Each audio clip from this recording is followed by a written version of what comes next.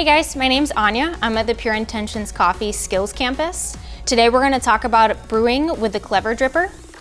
So what you'll need for this is you'll need your coffee, which should be ground to a medium setting, your filter, your actual Clever Dripper and the lid that this comes with, the scale, and your water, which should be preheated to about 200 to 205 degrees, and then also whatever you're going to brew into, whether it's your coffee mug or your pitcher.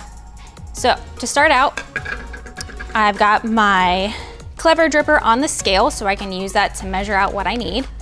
Got my filter, which currently is dry, but I want to go ahead and I want to pre-wet this filter. And I do that because I don't want any of that gross paper taste. And also I want to get the filter and the Clever Dripper warmed up so it's not a cold brewer with hot water. I want that coffee to be at a nice even temperature.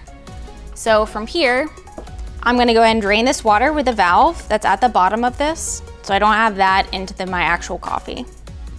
I set this back on the scale. I go ahead and dump my grinds in, give it a little shake, make it nice and even bed, and now I'm gonna go ahead and reset my scale to 0. So I'm gonna do my first pour, which will be the bloom. I'm gonna pour about 50 grams of water out.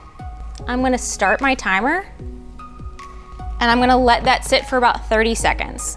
I'm gonna go ahead and stir, get it nice and agitated. So now that I'm about 30 seconds, I'm gonna go ahead and pour out the remaining water. So I'm using 19 grams of ground coffee, and I'm gonna pour out to 320 grams of water total. That includes the 50-gram bloom. I'm pouring in concentric circles. Those circles allow me to get an even extraction. I make sure all those grounds are getting agitated as I'm going through this brewing process. I'm gonna place my top over the coffee so I keep all that heat in so that I can make sure it brews correctly and I'm getting that nice even extraction again.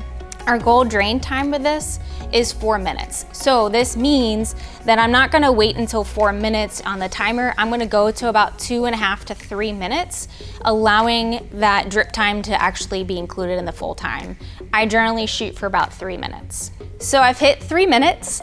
Now I wanna go ahead and set this on top of whatever I wanna drain this into. This could be my coffee mug, this could be a carafe, whatever you have on hand. Now my bed is nice and dry, so I know that my coffee is done brewing. I don't want any water still sitting on top. That means that I'm still not done brewing and I've gotta let it sit a little bit longer.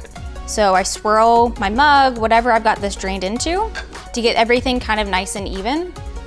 And I'm gonna pour from here. I get a nice even cup of coffee. It's very balanced.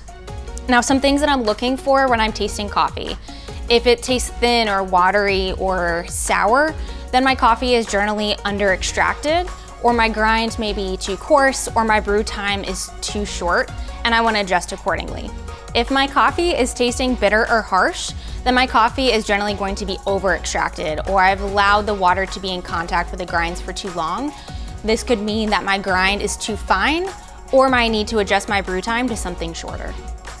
For this recipe and other brew guides, they're available on pureintentionscoffee.com. Thanks for tuning in.